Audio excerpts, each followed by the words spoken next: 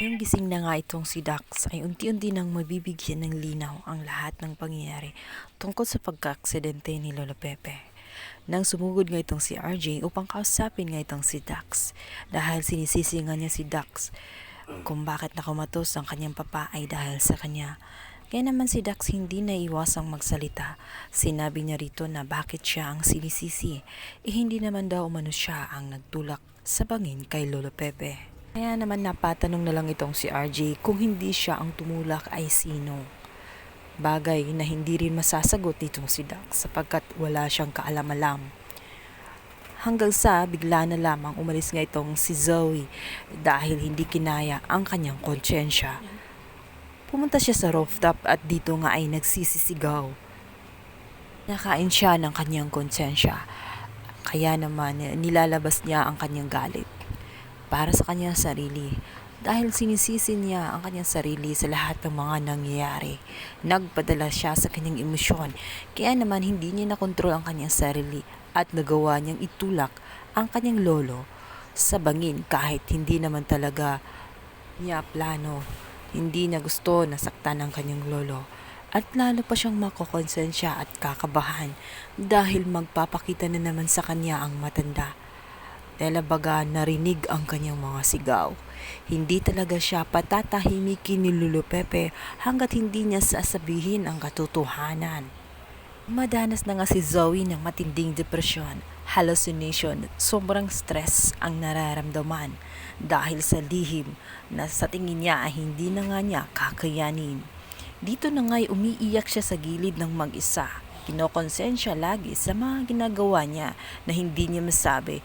Isa pa roon ay nagdurusa ang kanyang ina na siya rin ang dahilan ng lahat-lahat. Kabilang banda, hindi naman siya titigilan nitong si Justine.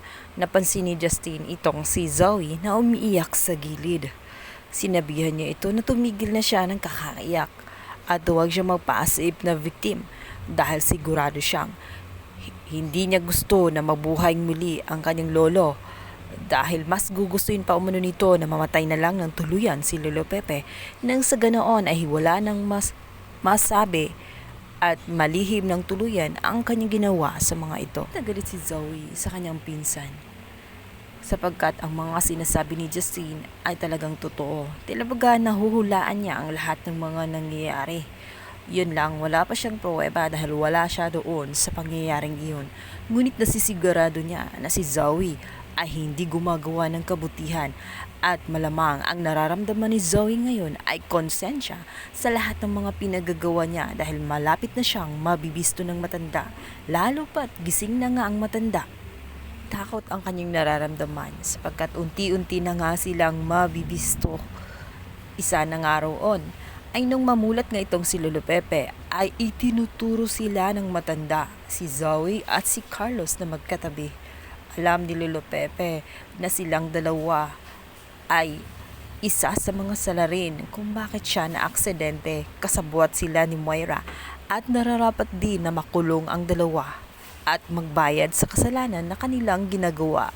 Hindi nila matatakasan at matatago ang mga lihim yun dahil lalabas at lalabas din ang katotohanang kanilang pilit itinatago. Bilang banda, matapang na sinagot ni Irene itong si Carlos. Sinabi niya rito kung nasasaktan siya noon ni Carlos, ngayon ay hindi niya magagawa. Malamang sinasaktan niya ang kanyang asawa ngayon na si Lynette. Hindi niya matatakot si Irene dapat sapagkat palaban na ito at hindi na basta nagpapaapi na lamang kay Carlos. Nagkapatong-patong na nga ang problema nitong si Carlos lalo tumating ang kanyang dating asawa na si Irene Benitez. At unti-unti nang nalalaman ang katotohanan na